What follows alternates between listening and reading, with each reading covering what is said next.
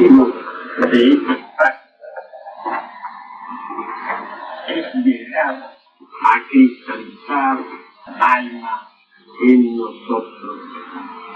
¿Qué se entiende por alma? Por alma se entiende ese conjunto de fuerzas, atributos, poderes, virtudes, cualidades, etc., que subyacen en el ser. Los evangelios dicen: con paciencia poseeréis vuestras almas. Hoy por hoy, nosotros no poseemos nuestras almas. Antes bien, el alma nos posee. Somos una carga pesada para eso que se llama alma. Un fardo realmente abrumador. Llegar a poseer alma es un anhelo.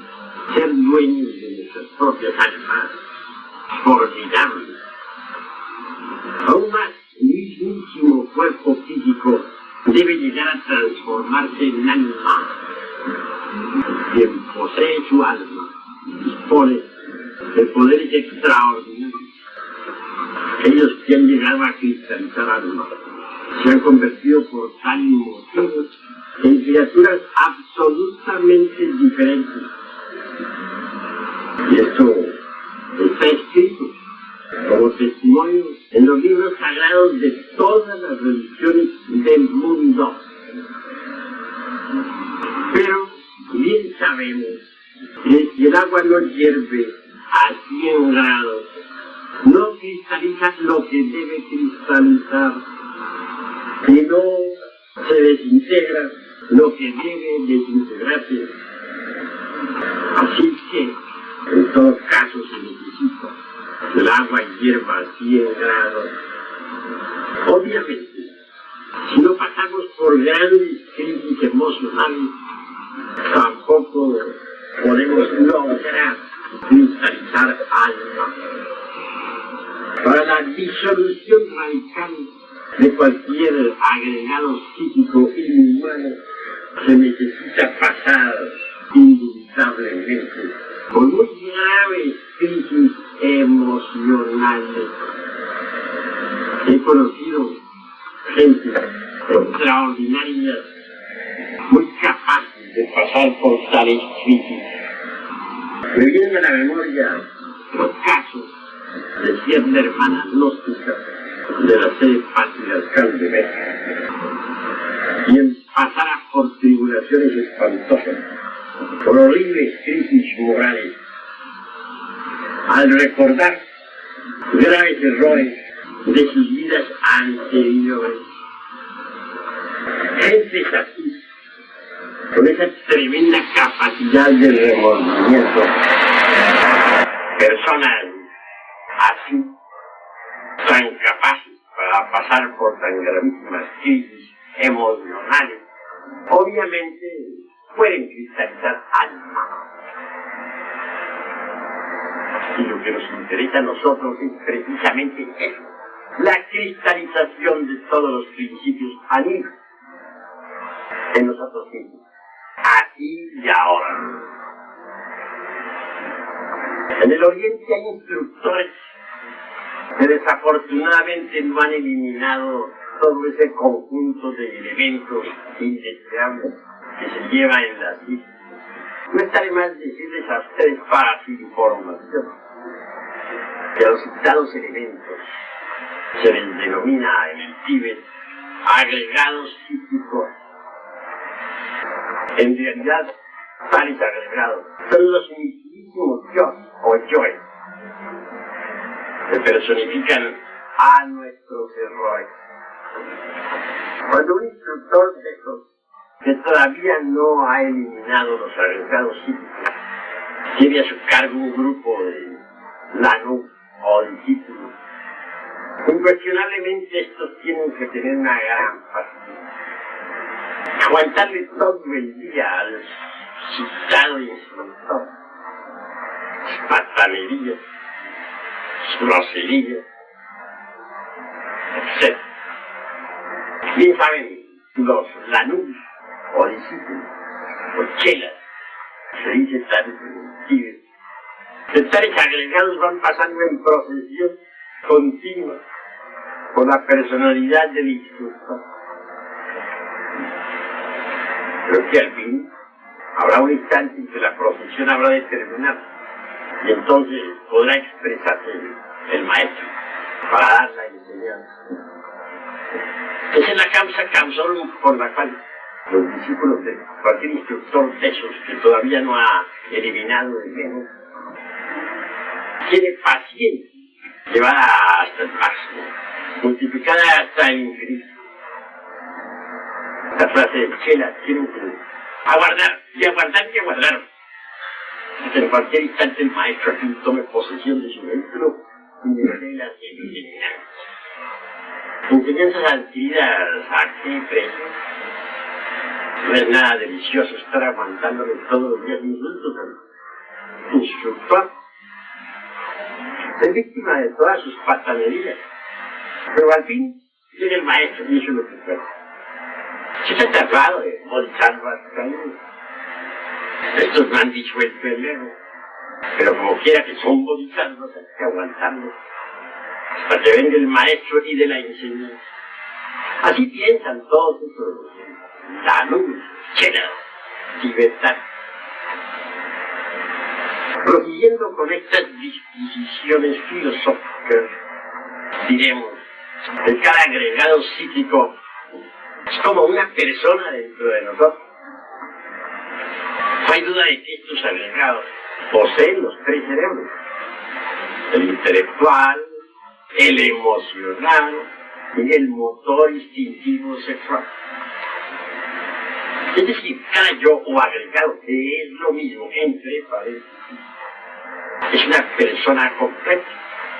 Cada yo, cada agregado, tiene su criterio propio, individual, tiene sus ideas, sus conceptos, sus deseos, realiza determinados actos, etc. Goza, entre otras cosas, cada agregado de cierta autonomía.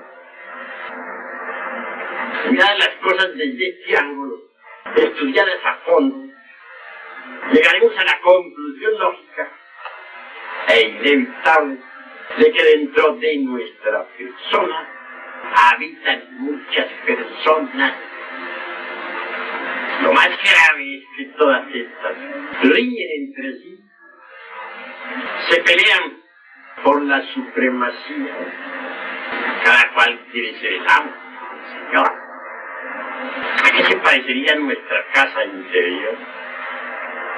Yo diría que a una horripilante mansión donde hubiera muchos criados y cada cual se sintiera el señor.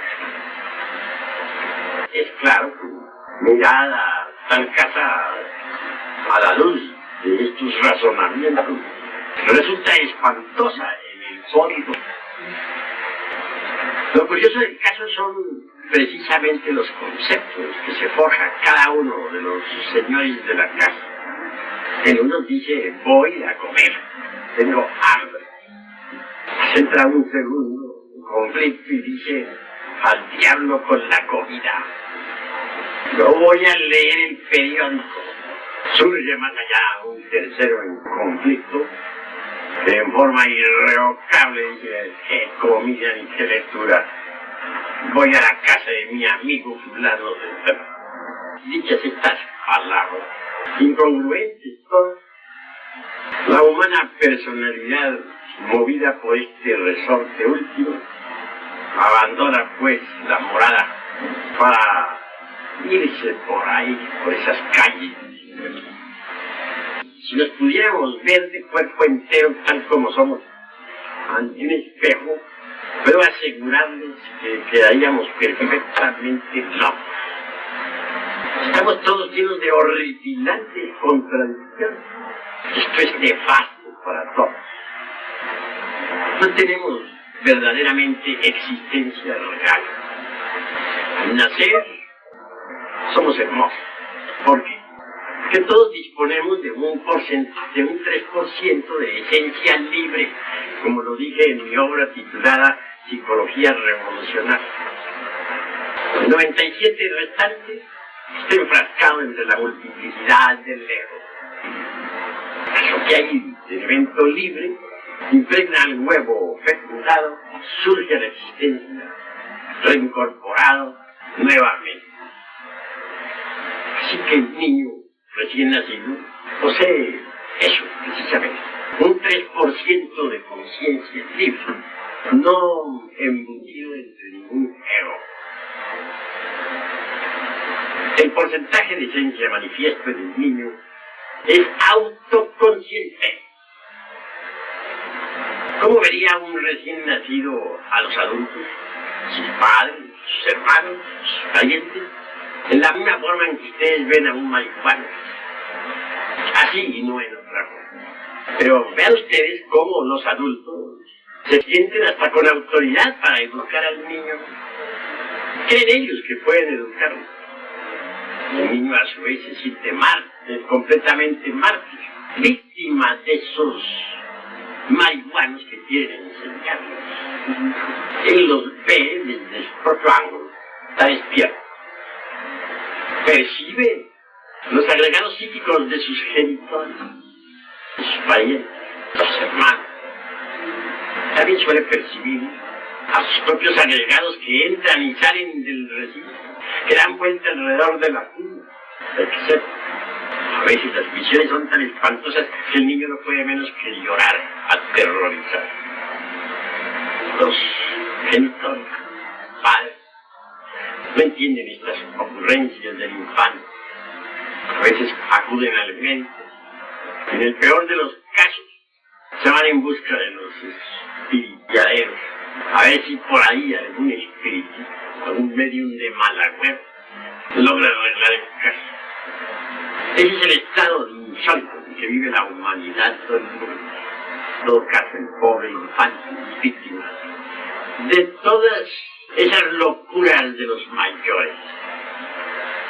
Que él con paciencia no le queda más que soportar el látigo de los verdugos. Es la cruda realidad de los hechos. Posteriormente, cuando ya la humana personalidad está formada en verdad, comienza a entrar en el cuerpo del infante todos esos agregados psíquicos inhumanos que le pertenecen. Entonces se notan cambios en la criatura. Se vuelve berrinchuda, molestosa, celosa, iracunda, etcétera, etcétera, etcétera, y otras tantas yemas. Es lamentable esto, ¿verdad? Pero más así es. Y al fin, cuando el que era niño se volvió adulto, las cosas cambiaron. Ya no es aquel niño juguetón, autoconsciente de otros tiempos. No. Ahora es el bribón de la cantina, el negociante, el lujurioso, el hombre celoso, etc. En fin, se ha convertido en eso que el niño miraba con horror. Claro que la criatura ahora se horrorizaba al ver al adulto.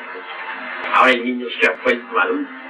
Lo peor del caso es que se le ha dormido la conciencia. Ya no es capaz de mirarse con horror a sí mismo. En realidad, de verdad, hermanos, cada uno de los agregados psíquicos que surgen en nosotros tiene determinados compromisos. Podríamos decir, sin exageración alguna, que el ladrón, por ejemplo, lleva dentro de sí mismo una cueva de ladrones. Cada uno de ellos con distintos compromisos, en distintos días, horas y lugares. El fornicario irredento carga en su interior, para colmo de los colmos, una casa de citas. El homicida obviamente lleva en su seno un club de asesinos. Claro, cada uno de estos, en el fondo, tiene sus compromisos. El mercader en su interior lleva una plaza de mercado. Y así sucesivamente. Pues ¿cómo se teje y desteje nuestro propio destino? Mucho dijo algún viejo sobre la ley de recurrencia. Ospensky, Colli, Nicol, etc. comentaron tales afirmaciones. Mas nosotros en el terreno de la investigación hemos ido más lejos.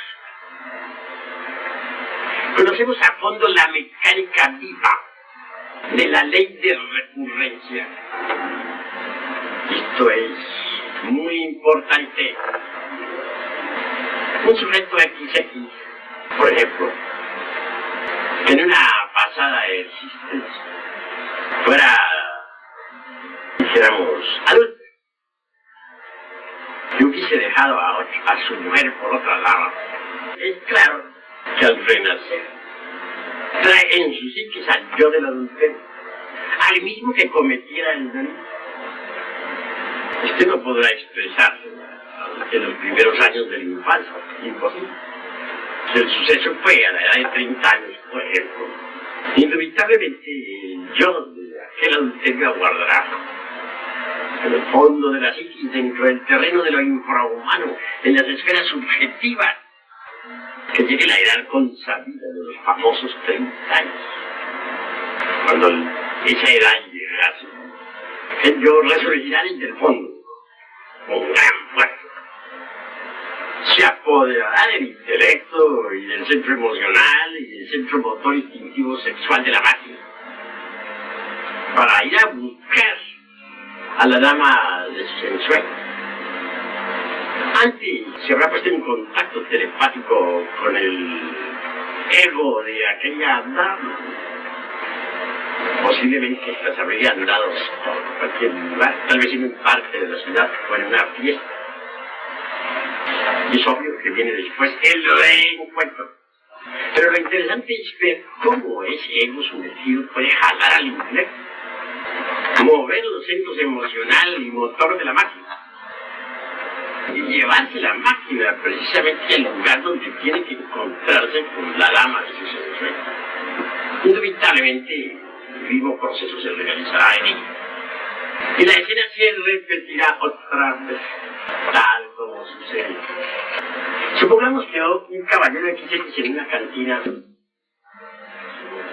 se peleó en la pasada existencia con otra persona, con otro hombre, por tal o cual motivo, posiblemente banal.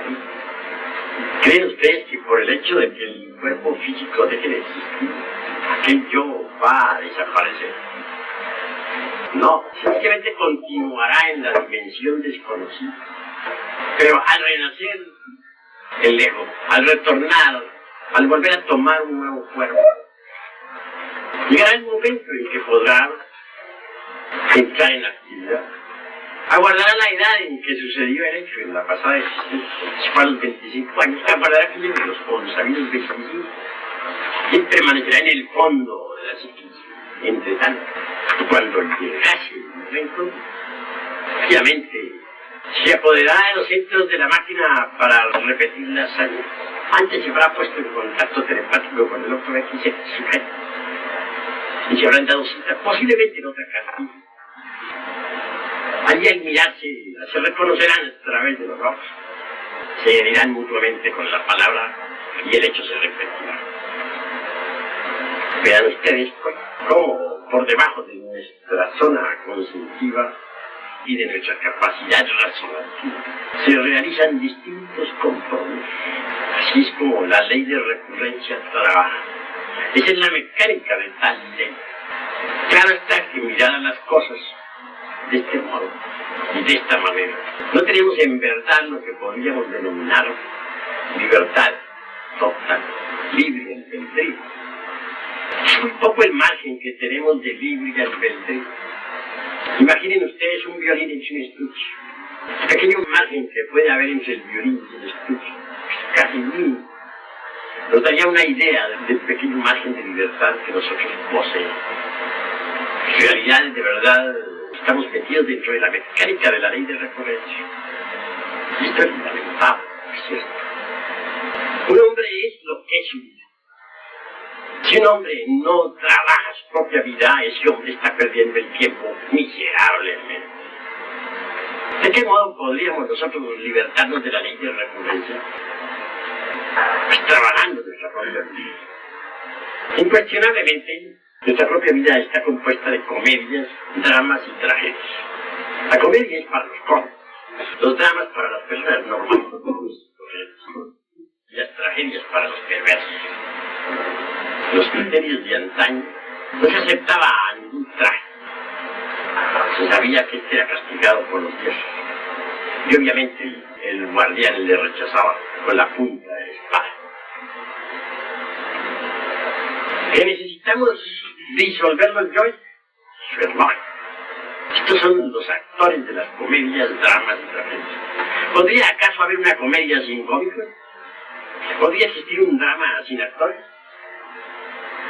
¿Creen ustedes que podría desarrollarse en cualquier escenario del mundo alguna tragedia sin trágico, sin actor? Obviamente que no, ¿verdad? Entonces, si queremos cambiar nuestra propia vida, ¿a qué debemos hacer? No nos queda más remedio que disolver a los actores de comedias, dramas y tragedias. ¿Y quiénes son esos actores? ¿Dónde viven y por qué? ¿Qué les digo a ustedes en verdad que esos actores son del tiempo? En realidad, cada uno de esos actores viene de antiguas edades. Si decimos que el yo es un libro de muchos tomos, estamos asegurando una gran realidad. Si afirmamos que el ego viene de muchos ayeres, es cierto. Entonces el ego es tiempo. Los yoes personifican al tiempo. Son nuestros propios defectos, nuestros propios errores, contenidos en el reloj del tiempo. Son el polvo de los siglos, en el fondo mismo de nosotros, de nuestras vidas. Cuando uno conoce la didáctica precisa para la disolución de esos elementos indeseables que se lleva adentro, consigue insólitos progresos. Es indispensable, urgente, inaplazable de conocer con exactitud la didáctica. Solo así se hace factible la desintegración de esos elementos indeseables que se llevan dentro. En alguna ocasión nació en la Atlántida un iniciado. Ese hombre se desenvolvió en un hogar delicioso, donde solamente reinaba la armonía, la felicidad, la sabiduría, la riqueza, la perfección, el amor. Llegó el momento en que aquel hombre, a través de las diversas técnicas y disciplinas de la mente, consiguió el autodescubrimiento. Entonces con horror se dio cuenta de que llevaba en su interior elementos abominables. Comprendió que necesitaba de un gimnasio especial, de un gimnasio psicológico. Y es claro que en aquel ambiente de perfección no existía tal gimnasio. No le quedó más remedio que abandonar la casa de sus padres, y situarse por ahí en los suburbios de cualquier ciudad atlántica. Se creó así mismo un gimnasio tipo psicológico, un gimnasio que le permitió el autodescubrimiento de sus propios defectos. Claro, desintegró los agregados psíquicos y se liberó. En verdad, mis estimables hermanos, que las peores adversidades nos ofrecen las mejores oportunidades. Constantemente llegan a mí cartas de distintos hermanitos del movimiento gnóstico internacional. Unos se quejan de su familia, de su papá, de su mamá, de sus hermanitos. Otros protestan contra la mujer, contra los hijos. Aquellas hablan con horror de su marido, etc. Y piden naturalmente un bálsamo para consolar su adolorido corazón. Hasta ahora, entre tantas cartas, no he visto una siquiera de alguien que esté contento con tales situaciones tan adversas. Todos protestan, y eso es lo lamentable. No quieren el gimnasio psicológico. Antes bien, quisieran huir del mismo. Y a mí, como instructor, no puede darme menos que dolor. Digo, pobres gentes, no saben aprovechar el gimnasio psicológico. Quieren un paraíso. No quieren entender la necesidad de las adversidades. No quieren sacar partido de las peores oportunidades. ¿Verdad que no desean el autodescubrimiento? Cuando uno quiere autoconocerse, obviamente necesita de rudos gimnasios. Porque es en esos gimnasios del dolor donde los defectos que uno lleva escondidos afloran inevitablemente. Defecto descubierto en tales situaciones debe ser trabajado profundamente y en todos los niveles de la mente. Cuando uno en realidad, de verdad, ha comprendido tal o cual error de tipo psicológico, está listo ciertamente para la desintegración. Solteros, como quiera que no poseen el vaso hermético, son los que tampoco pueden trabajar en la novena esfera. Así pueden de todas maneras apelar a Dios Madre, a Estrella Maris, la Virgen del Mar, a ese fuego viviente y filosofal que se halla latente en toda materia orgánica e inorgánica. Kundalini se llama en el hindú. Si uno apela a ese tipo de energía, si concentra su corazón y su mente y sus sentimientos más profundos en ella, será asistido. Estoy seguro que ese ígneo poder podrá reducir a cenizas, a polvareda cosa, el agregado psíquico en cuestión. Ahora bien, conviene saber que el poder serpentino anular que se desarrolla en el cuerpo de la zeta gnóstica multiplica su poder mediante la fuerza electrosexual, precisamente la forja de los ciclos. Por todos estos motivos, la mujer que tiene varón, o el hombre que tiene sacerdotisa, mujer, podrán trabajar realmente y a fondo, precisamente durante la cópula química. Entonces solo les basta la debida concentración en débil Kundalini. Ella es la cobra sagrada de los antiguos misterios. Claro que, reforzada con el poder eléctrico del sexo, con la electricidad sexual trascendente, puede, en realidad, de verdad, aniquilar, pulverizar, reducir a ceniza, de forma muy rápida, cualquier agregado psíquico inhumano que previamente hayamos comprendido. En todo caso, mis estimables hermanos, antes que todo, se necesita descubrir el defecto que vamos a reducir a polvo. Tal defecto no podría ser descubierto si no usáramos el sentido de la autoobservación psicológica. Cualquier situación adversa nos ofrece riquísimas oportunidades. Desafortunadamente, las gentes quieren huir de las situaciones adversas.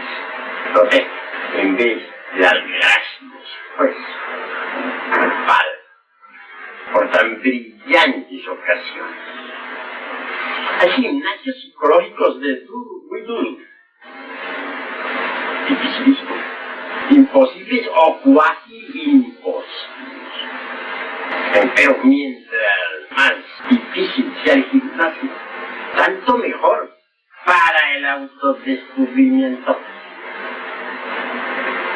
Supongamos que tuvimos de pasar por una situación de celos, que alguien XX encontrara de pronto a su esposa platicando muy quedito en cualquier rinconcito en la casa, con los otros sujetos. Nada agradable, pues, aquel evento, en verdad, pero magnífico para el autodescubrimiento.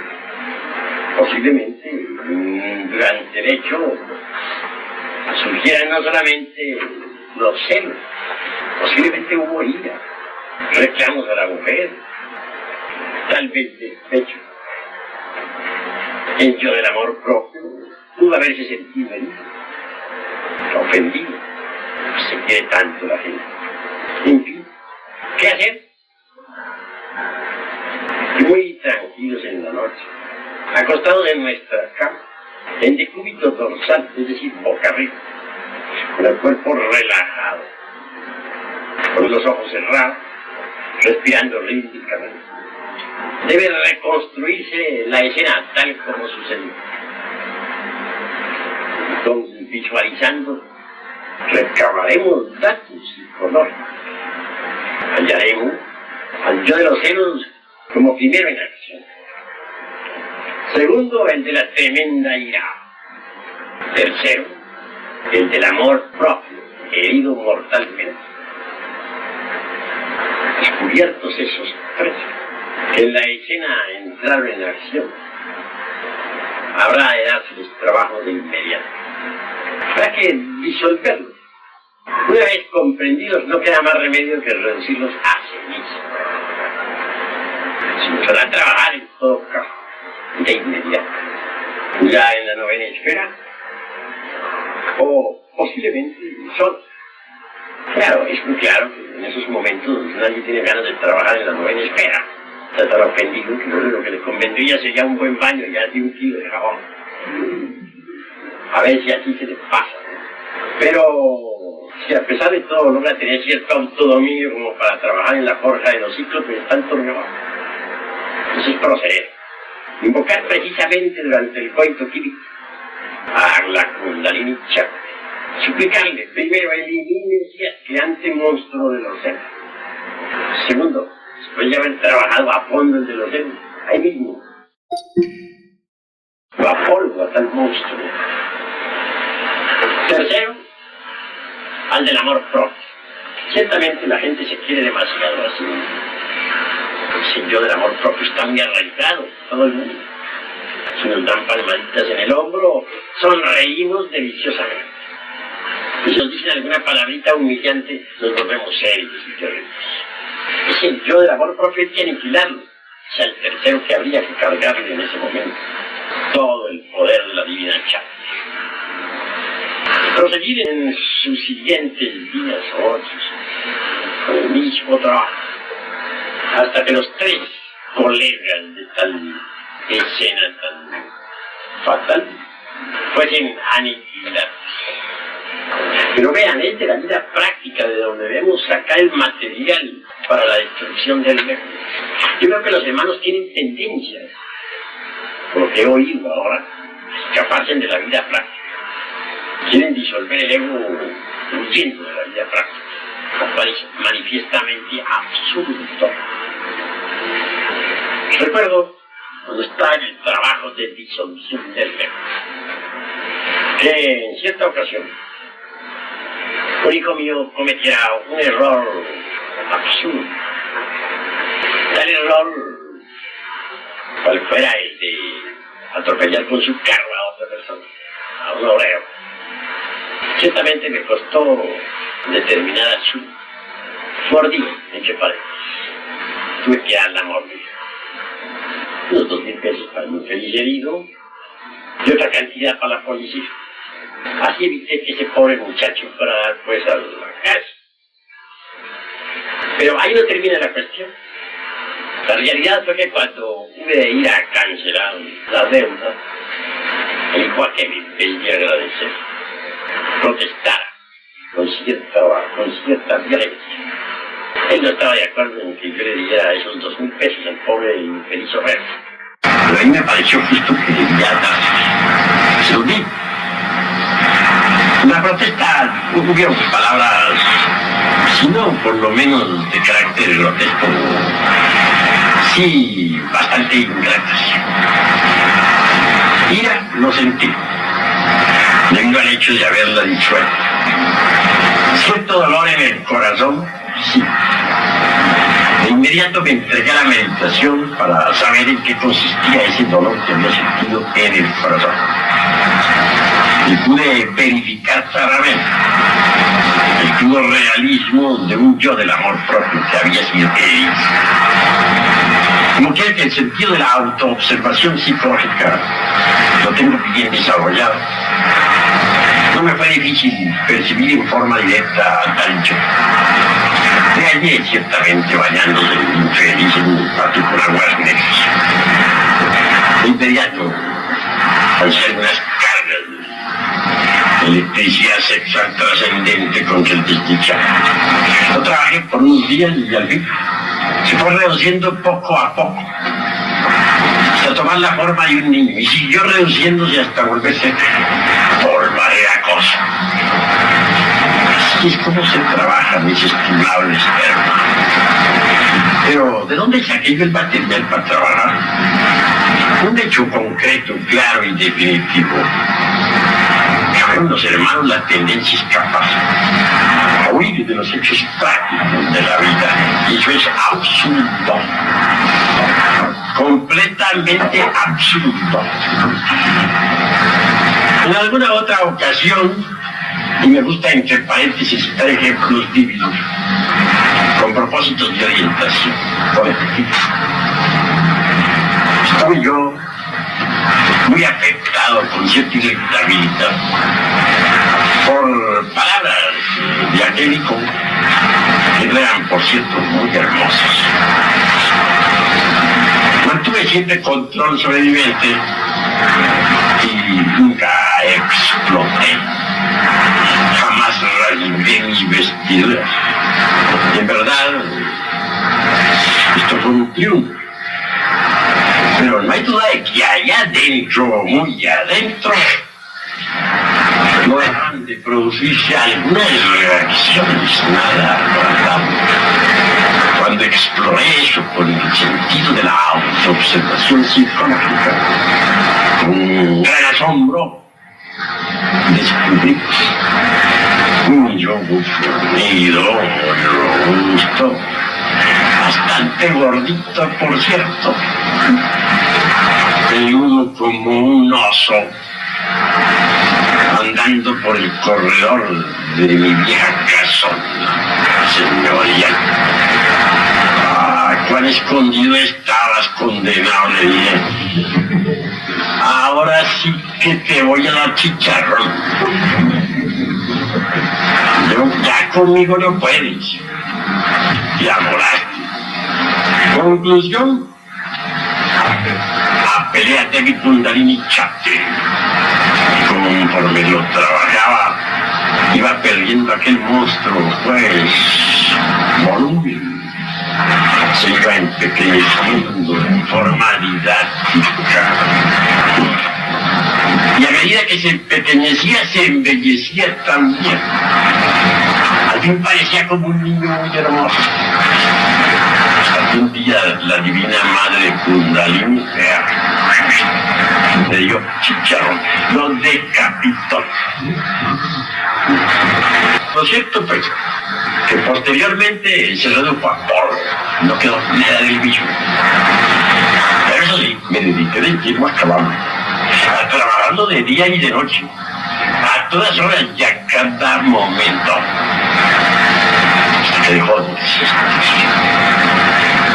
El sentido de la autoobservación psicológica se va desarrollando y se irá desarrollando en cada uno de ustedes conforme lo vayan usando.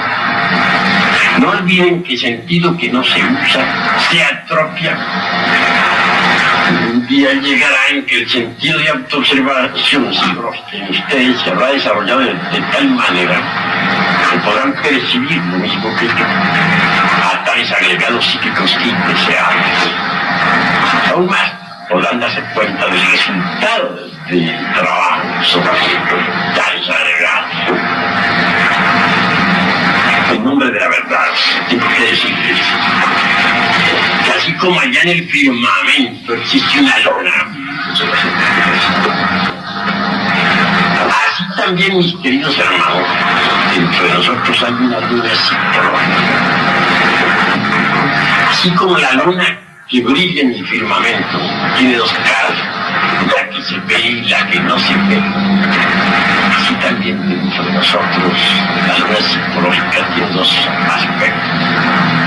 El que es visible a simple vista mediante el sentido de la autoobservación psicológica y aquel que a simple vista, pero no es visible, oculto, desconocido, el incógnito. Sin embargo, este último se torna visible. El sentido psicológico se ha desarrollado hasta el lado. Creo que los hermanos van entendiendo pues todas estas cosas. Lo van comprendiendo. Ahora tienen ustedes que lanzar toda la carga contra los agregados psíquicos de la parte visible de su luna psicológica. Mucho más tarde en el tiempo habrán de lance en ristre contra los elementos indeseables de la luna negra. Esos que a simple vista no se ven. Muchos santos lograron aniquilar los agregados psíquicos de la parte visible de su luna psicológica, mas nunca supieron nada sobre los elementos indeseables de la otra cara de su luna, que se sumergieron en el nirvana, en el Mahaparanirvana. Tuvieron de retornar más tarde y continuar su trabajo con la cara oculta de su luna psicológica. En todo caso, ya se trate del aspecto meramente visible de la luna psicológica o del oculto. Los elementos para el trabajo tenemos que encontrarlos en los hechos concretos de la vida práctica. Así que no se me escapen. No traten de evadirse de la vida real. Deben ser más prácticos. Si es que quieren en verdad desintegrar el ego. Conforme lo vayan haciendo, conforme los agregados psíquicos se vayan pulverizando, conociendo la esencia embotellada en sí los mismos, ya emanciparnos. Este es el camino para cristalizar en nosotros eso que se llama alma. Habrán de pasar ustedes todos por grandes crisis morales. No es esto cuestión de mero intelecto. No se trata de simple demagogia, ni de vana palabrería insustancial de charla ambigua. No. Repito lo que ya dije, aunque me haga cansón. Que si el agua no hierve a 100 grados, no se cocina lo que tiene que cocinarse y no se desintegra lo que debe desintegrarse. Así, si no pasamos por espantosas crisis emocionales, se desintegran esos yoes. Cuando descubrí precisamente el yo del amor propio, que muy escondido estaba entre los repliegues fondos de mi psiquis, sentí gran dolor. Tuve de pasar por gran crisis emocional. Sufrí mucho. Y me arrepentí, en verdad. Entonces conseguí que Devi Kundalini Shakti pulverizara tal elemento indeseable. Cuando descubrí que había por ahí un demonio bien perverso, me sentía ira. Que venía de tiempos muy antiguos. Sufrí lo indecible. Pasé por horribles crisis emocionales. Sentí vergüenza de mí mismo. Conseguí que el Kundalini Shakti pulverizara tal elemento psíquico abominable. Así pues, no se me escapa. Los elementos indeseables los encontrarán ustedes en el terreno de la vida práctica. Todo lo que se necesita es estar alertas y vigilantes como el vigía en época de guerra. ¿Estamos hablando? Sí, estamos hablando. Pero tal vez ¿Qué palabras estoy diciendo? Así tenemos que estar alertas con nuestras palabras. ¿Tenemos emoción? Sí, tenemos.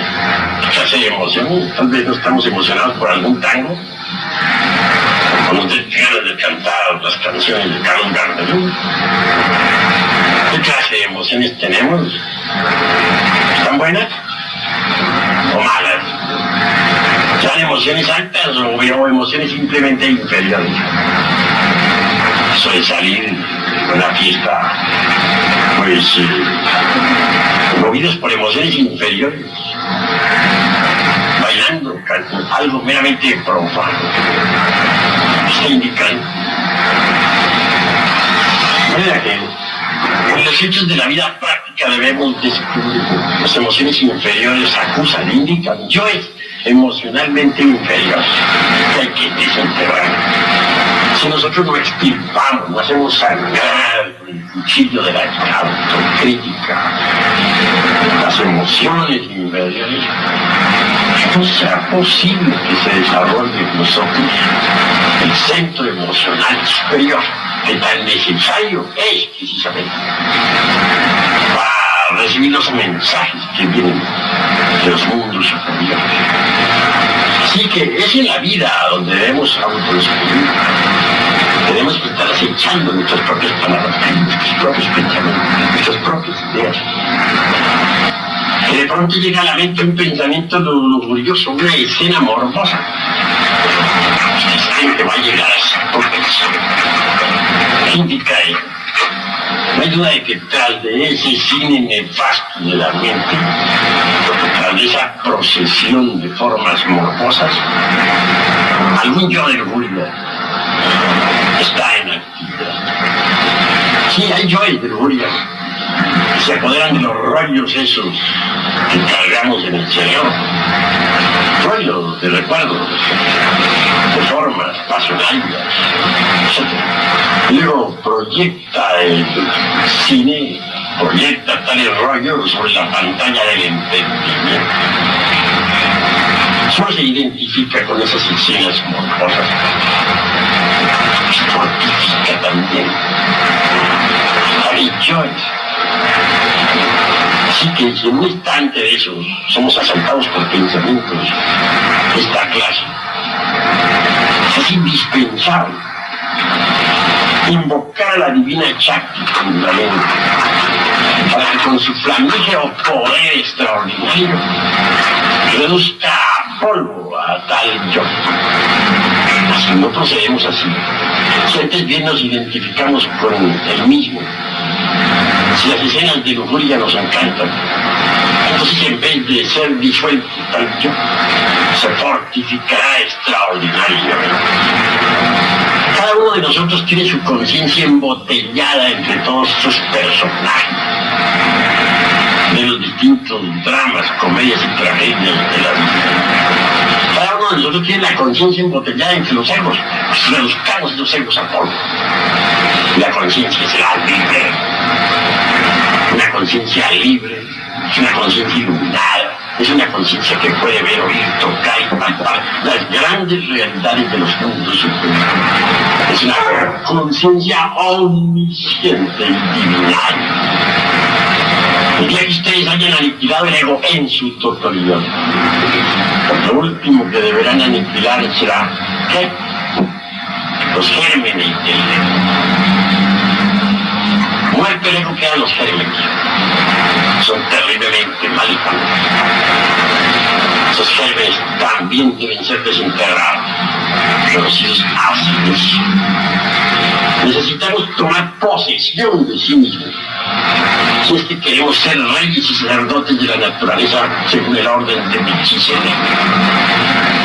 No podríamos tomar posesión de sí mismos, en tanto continuar la conciencia embutida entre los diversos elementos indeseables de la psiquis.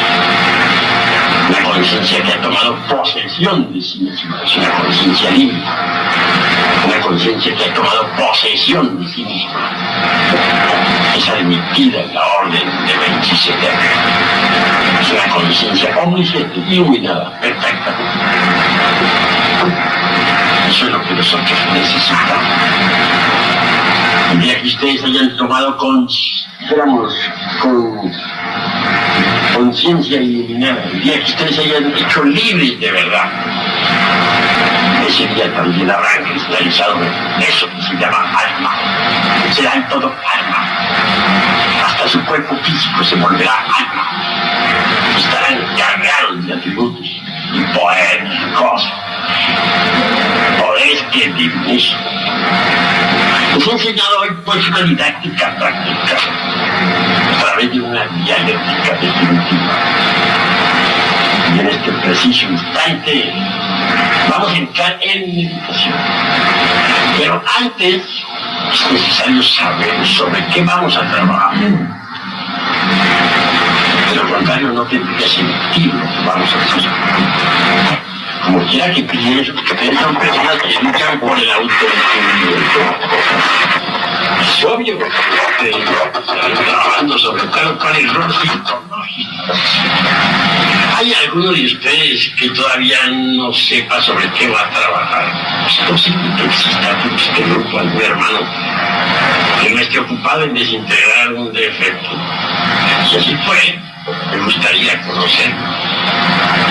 ¿Cuál de ellos? Yo tengo trabajando, pero concretamente yo le quería preguntar sobre cuál trabajaría uno.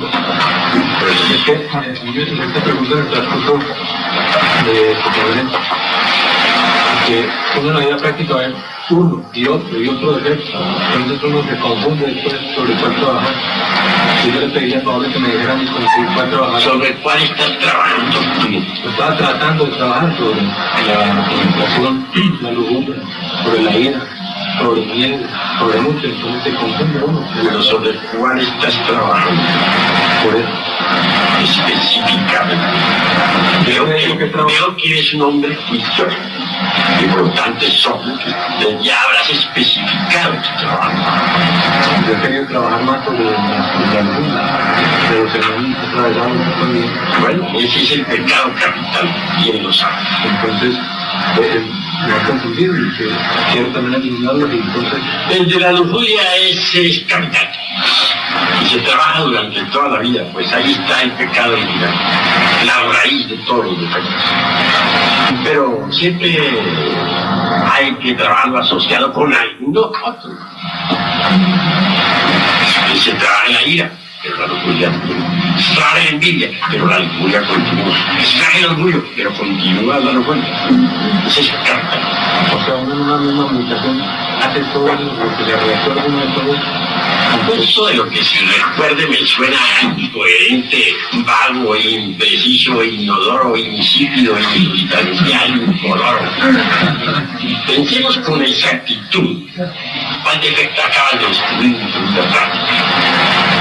Si tú estás alerta y vigilante como el vigía en época de guerra, tienes que haber descubierto algún defecto. ¿Cuál acabas de descubrir? ¿Qué situación tienes buscado repetir últimamente?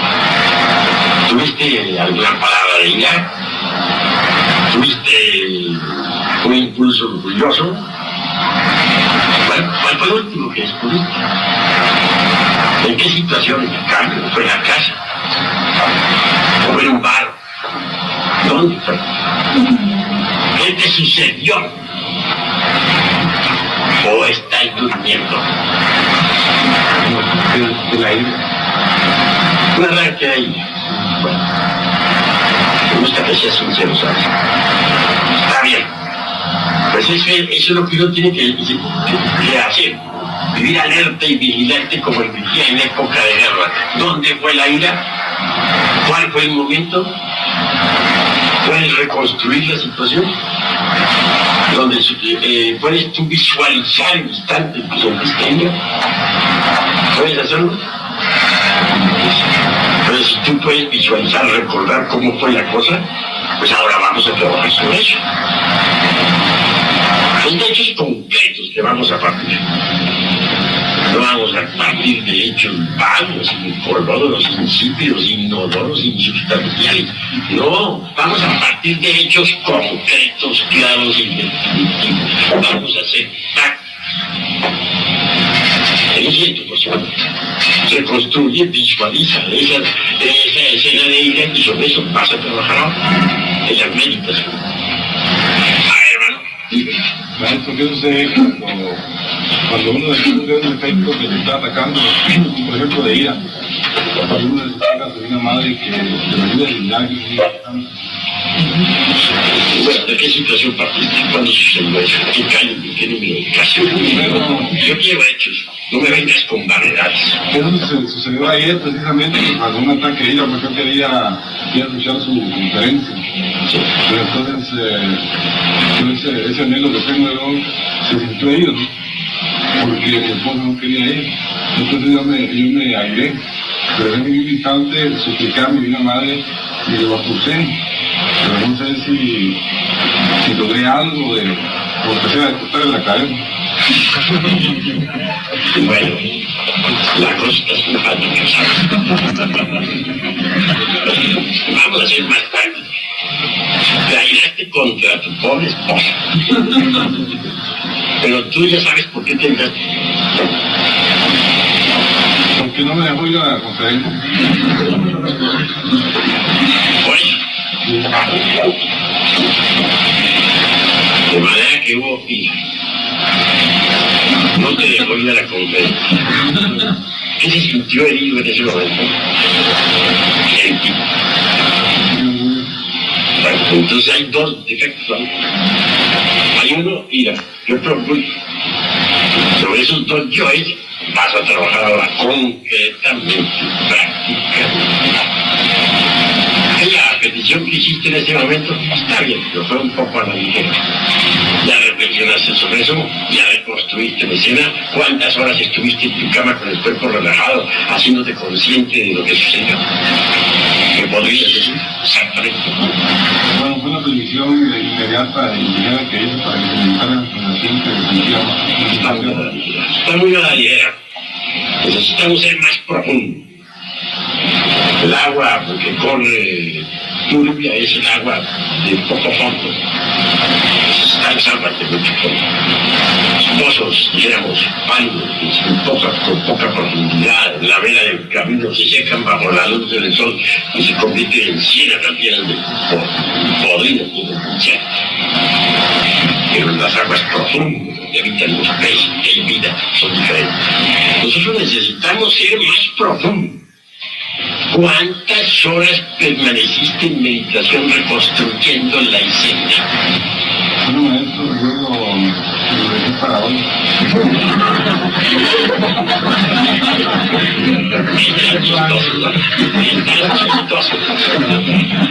Ya sabes, vamos a trabajar contra el yo de la ira y contra el de los huesos. A ver, hermano, tú que estás allá en el último rincón.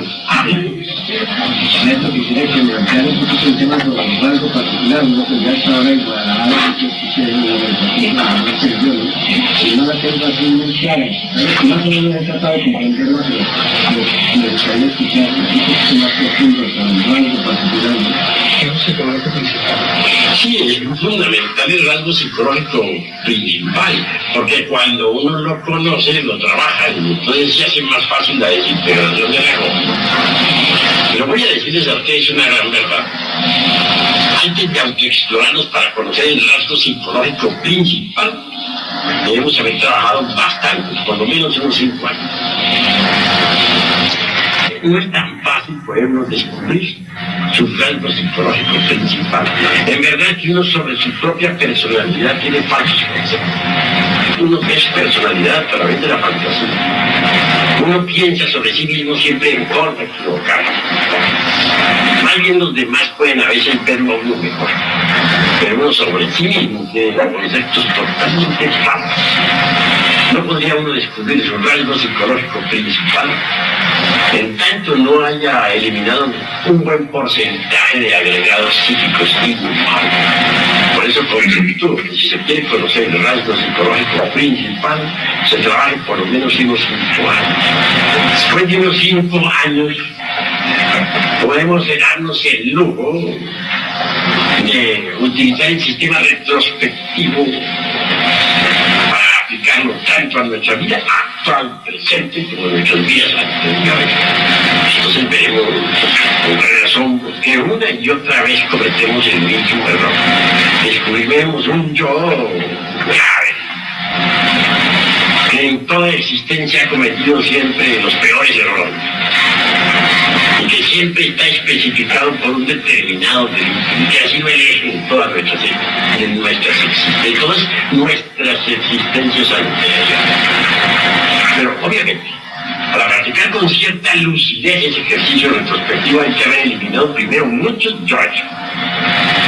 De ninguna manera podría yo creer que pudiese descubrir rasgos psicológicos fundamental si uno no ha usado inteligentemente el sistema retrospectivo.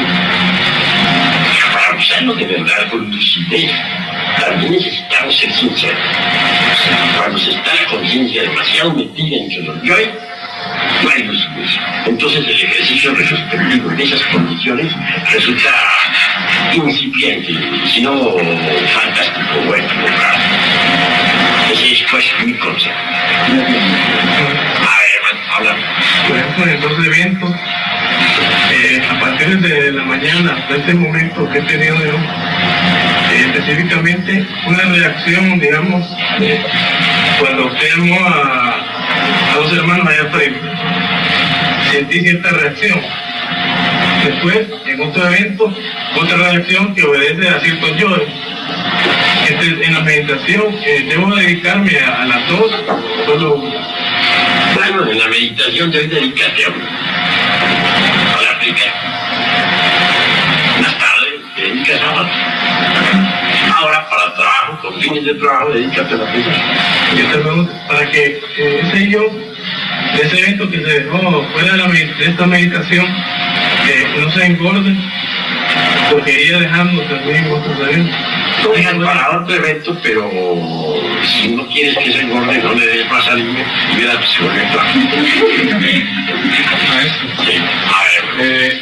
Una pregunta, usted nos ha enseñado que debemos tener un orden y una precisión para la eliminación de los defectos, pero no sé, hay algo que no puedo captarle al usted decirnos de que el defecto descubierto debe ser comprendido y eliminado.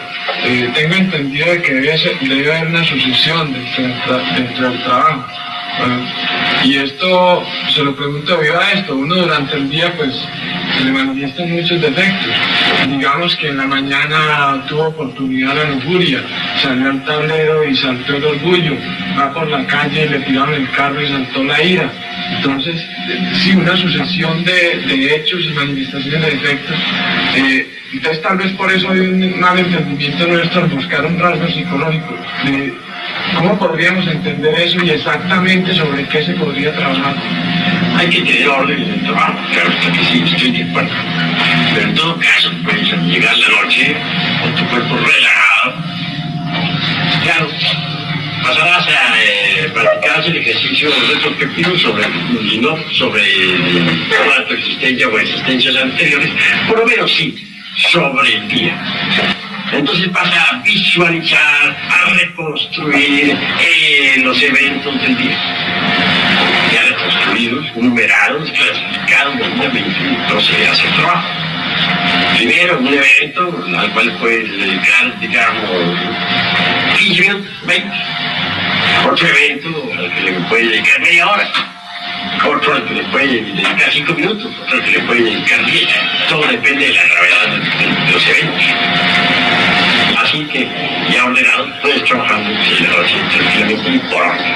Y eliminar toda esa sucesión. También por orden.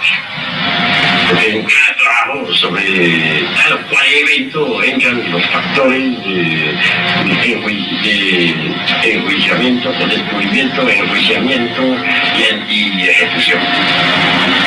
A cada elemento le aplican los 3 instantes que son el de descubrimiento, cuando tú lo descubriste, comprensión, pues, tú lo comprendiste, y ejecución, con la ayuda de la Divina Madre cuando tú. Así se trabaja, porque si vas a trabajar uno por uno, piensa cómo se te va a poner la cosa. Por eso te va a poner muy de para arriba, ¿no? Porque en realidad de verdad te digo que... voy a repetirte aquella frase de Virgilio, el poeta de Mantua, en su Divina Eneida, aunque tuviéramos, dice, 100 lenguas para hablar y paladar sería cero, no alcanzaríamos a enumerar todos nuestros defectos cabalmente. De verdad que si usted te propusiera trabajar un evento, como dice tu mujer, 2 meses y otro defecto, otros 2 meses, si se olviden los defectos, ¿cuándo los vas a terminar todo? Además, un defecto está asociado a otro, y el otro está asociado a otro. Rara vez aparece un defecto solo, siempre a un defecto se le asocia a otro. Así que hay que trabajarlos con orden, pero debidamente clasificados. Y diariamente, sin par. Usted nos habló también del desorden de la casa, de la mansión. El maestro G habla sobre el desorden de la casa y habla sobre el mayordomo interino y un amo, ¿no? Unos yoes que gustan del trabajo, otros yoes que no gustan del trabajo, para formar un centro de gran autonomía. ¿Cómo podríamos entender eso? Pues prácticamente eso del tal mayordomo mayor, transitado por Nicol y por G, John Spencer, como Colin y otros, pues me parece una tontería, no tiene ningún valor. Por mi parte, jamás, yo que, hemos dicho, que está aquí adentro, que disolvió en un vapólogo, nunca usó ciertamente, eso digo, con sinceridad, el sistema ese del mayordomo mayor. ¿Que hay yo es útil? Sí, verdad. También los hay inútiles. ¿Que hay yo es buenos? Hay por montón. Y también los hay malos. Hay que desintegrar los yoes buenos, hay que desintegrar los yoes malos, hay que desintegrar los yoes útiles y hay que desintegrar los yoes inútiles. Un día me decía a mí un amigo que tenía una fábrica de hacer pantalones por allá en El Salvador, no sé qué. Maestro, si yo desintegro el yo útil, que hace pantalones en la fábrica, entonces, ¿quién va a seguir haciendo pantalones? Voy a quebrar, va a fracasar mi fábrica. No te preocupes, le dije, buen amigo. Tú desintegras el ser yo. Una parte del ser correspondiente, hábil también en toda clase de arte, y se encargará de la labor de hacer pantalones y los hará mejores por siempre. Mi amigo se mostró satisfecho y continuó su carrera. Los yoes buenos hacen buenas obras, pero no saben hacer las buenas obras. Hacen el bien cuando no se debe hacer. Le dan limosna a un marihuanero que vaya a comprar más marihuana. Le dan limosna por ahí a un borracho para que siga emborrachando. Le dan limosna a un rico que pide limosna. Y cosas así por el estilo. Los yoes del bien no saben hacer el bien. En última síntesis, nosotros tenemos que pelear contra el bien y contra el mal. En última síntesis, nosotros tenemos que pasar más allá del bien y del mal y empuñar la espada de la justicia cósmica. Al fin y al cabo, ¿qué es lo que llamamos bien? Hagámonos conscientes de eso que llaman bien. Bueno es todo lo que está en su lugar, malo lo que está fuera de lugar. Por ejemplo, el fuego ahí estaba, es bueno, ¿no es cierto? Pero ¿qué tal que ese fuego quemando en las cortinas o asándolos a ustedes vivos? ¿Cómo les parecería? ¿Les gustaría sentirse convertidos en teas encendidas? Creo que no, ¿no? Bueno, ahora el agua ahí entre ese vaso está bien. Todavía en la cocina, pues sirve para lavar los platos, las tazas. O ahí, en esa pequeña fuente. Correcto. Pero ¿qué tal el agua inundando todas las habitaciones? Sería mala, ¿verdad? De verdad que bueno es lo que esté en su lugar, malo lo que esté en su lugar. Una virtud, por muy santa que sea, si queda fuera del lugar se vuelve mala. ¿A ustedes les gustaría ya como misioneros gnósticos enseñar, dar las enseñanzas por ahí en alguna cantina? ¿Ustedes como misioneros gnósticos echarían por ahí a una casa de citas a alguien? ¿Les gustaría? Creo que no, ¿no? Y si les gusta, pues no se lo recomiendo. Por eso ya sería malo. Absurdo, además. Así que bueno lo que está en su lugar y malo lo que está fuera de lugar. Entonces, al fin y al cabo, las palabritas bien y mal quedan fuera de uso. Podríamos más bien decir correcto o incorrecto. Así que lo importante en la vida es, si dijéramos, disolver los yoes, sean estos buenos o sean malos, no importa. Si de pronto descubrimos nosotros a un yo, mejor dicho, si de pronto nos dio por darle un marihuanero para que siga marihuanándose, obviamente hemos descubierto un yo del bien que debemos desenterrar. Un yo caritativo, bueno, pero que es perverso y que hay que reducir a cenizas.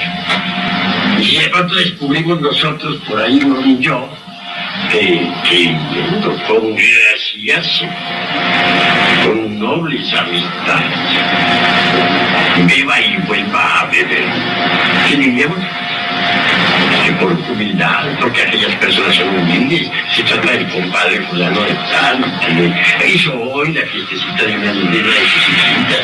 ¿Cómo lo vamos a despreciar? Bueno, acompañemos al compadre con unas cuantas copas de emborracharlo. ¿Estará bien eso? Es que porque somos muy humildes. Ese yo hay que destruirlo, que es un yo aparentemente bueno, pero que hay que destruirlo, hay que aniquilarlo.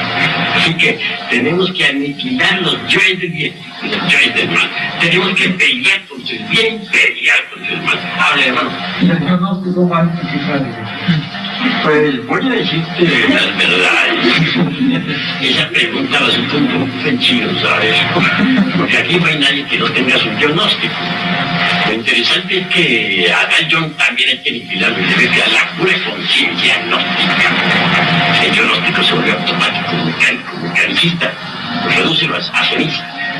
Hazte consciente de la doctrina.